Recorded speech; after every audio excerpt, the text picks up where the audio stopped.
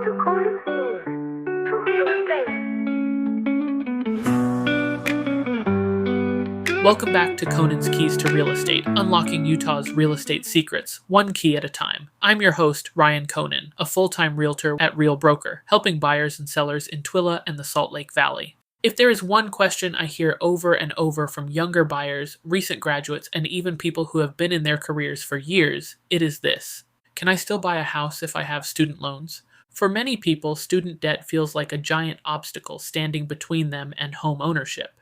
Some assume they need to pay off every dollar before even considering buying a home.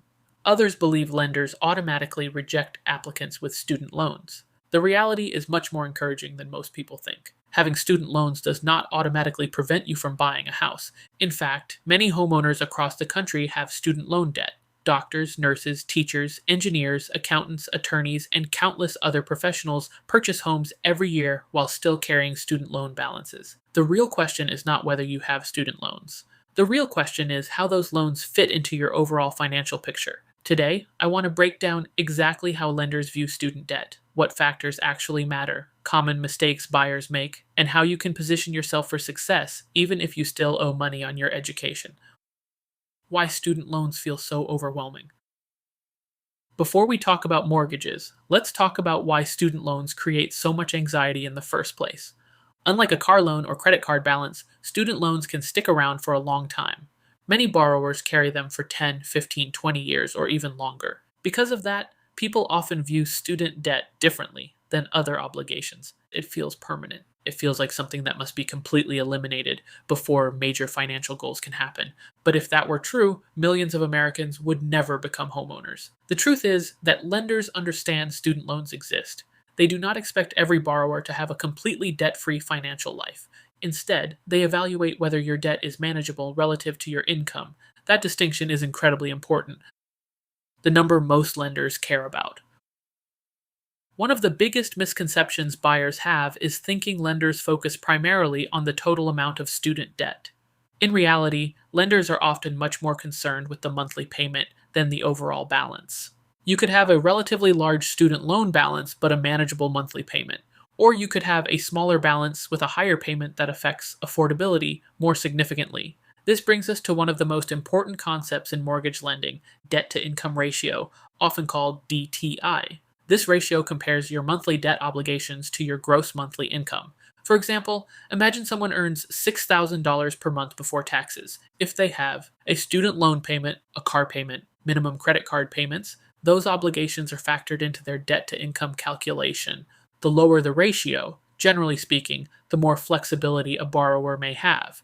This is one reason why income growth can be just as important as debt reduction. Many buyers focus exclusively on eliminating debt while ignoring opportunities to increase earnings, improve qualifications, or strengthen their overall financial profile. Why talking to a lender early matters. One mistake I see frequently is buyers making assumptions about whether they qualify. Someone might have student loans and simply decide they are not ready, so they wait and wait and wait, sometimes for years, all without ever having a real conversation with a loan officer. Then they finally sit down with a lender and discover they could have purchased much sooner than they thought. That happens more often than you might imagine. This is why I encourage people to have a conversation early, even if they think they are years away from buying. A good lender can evaluate your situation and help answer questions like, how much house could I potentially afford? What loan programs fit my situation? Are my student loans creating challenges? What improvements would help me qualify more comfortably? What timeline makes the most sense? Information creates clarity, and clarity helps people make better decisions. Student loans are only one piece of the puzzle. Sometimes buyers become so focused on student loans that they ignore everything else, but lenders evaluate the entire financial picture. They look at things like income, employment history, credit profile, assets, savings, down payment, existing debt obligations. This is important because no single factor usually tells the entire story. A buyer with student loans and strong income may be in a better position than someone with no student loans but unstable employment or poor credit habits. Everything works together. That is why broad assumptions rarely help. What about deferred student loans? This is another common question. Many people have student loans that are deferred in forbearance or under special repayment programs. The treatment of these loans can vary depending on loan type, lender guidelines, and current mortgage rules. This is another reason generalized internet advice can become dangerous. Mortgage guidelines evolve, programs change, individual circumstances vary. A lender can evaluate your specific situation and explain how your loans may be viewed under current guidelines. Trying to guess often creates unnecessary stress. The emotional mistake many buyers make. Let's talk about something that has nothing to do with underwriting. Mindset. A lot of buyers with student debt feel like they are financially behind. They compare themselves to friends who have no student loans. They compare themselves to older generations who entered different housing markets. They compare themselves to stories they see online, and suddenly they feel discouraged. But comparison is often a terrible measuring stick. The reality is that financial journeys look different for everyone. Some people graduate debt-free. Others invest heavily in education and carry loans afterward. Neither path automatically determines success or failure in home ownership. What matters most is how responsibly you manage your situation moving forward. Should you pay off student loans first? This is probably the biggest question people ask, and the answer is, it depends. I know that sounds frustrating, but it is true.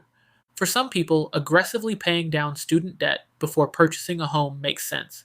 For others, it may make more sense to save for a down payment while continuing normal student loan payments. The right answer depends on interest rates, income, savings, home ownership goals, monthly budget, overall financial stability. This is why blanket advice rarely works.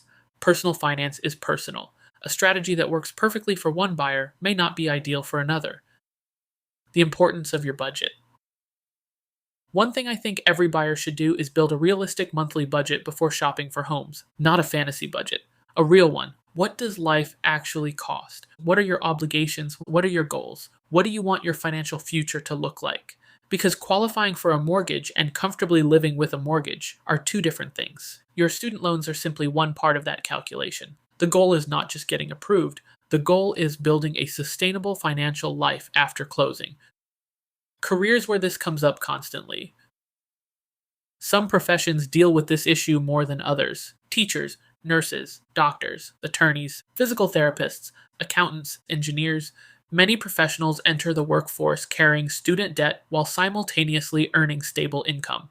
This is why some lending programs and institutions have developed specialized approaches for certain professions. Depending on your career and circumstances, there may be options worth exploring with your lender.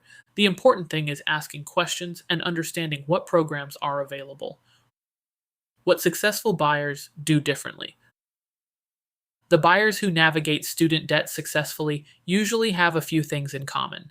They get educated early, they speak with professionals before making assumptions, they understand their budget, they focus on long-term planning, and they avoid the trap of believing homeownership is impossible simply because they still have student loans. They replace assumptions with facts. That shift alone often changes everything. Building a roadmap. Even if you are not ready today, there is tremendous value in creating a roadmap. Imagine speaking with a lender and learning, if you improve your credit score by 40 points, pay down this debt, and save another $8,000 over the next year, your options improve significantly. That is powerful information, because now you have a plan, and plans are far easier to follow than uncertainty. Many people feel stuck simply because they do not know what the next step should be. A roadmap removes that confusion. The bigger picture. At the end of the day, student loans are just one piece of a much larger financial picture. They matter, but they are rarely the entire story. Homeownership is not reserved exclusively for people with zero debt. It is about financial readiness, stability, planning, and making informed decisions. For many buyers, student loans are something they manage alongside other financial goals, not something that completely prevents those goals from happening. My final thoughts. Having student loans does not automatically prevent you from buying a home. What matters most is how those loans fit into your overall financial picture.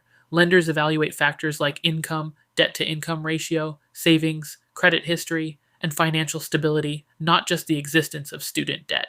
If you are carrying student loans and wondering whether home ownership is possible, the best thing you can do is talk with a knowledgeable loan officer early. You may discover that your path to home ownership is much closer than you think. The goal is not perfection. The goal is understanding your options, building a plan, and making confident decisions based on facts instead of assumptions. This is Conan's Keys to Real Estate Unlocking Utah's Real Estate Secrets, one key at a time.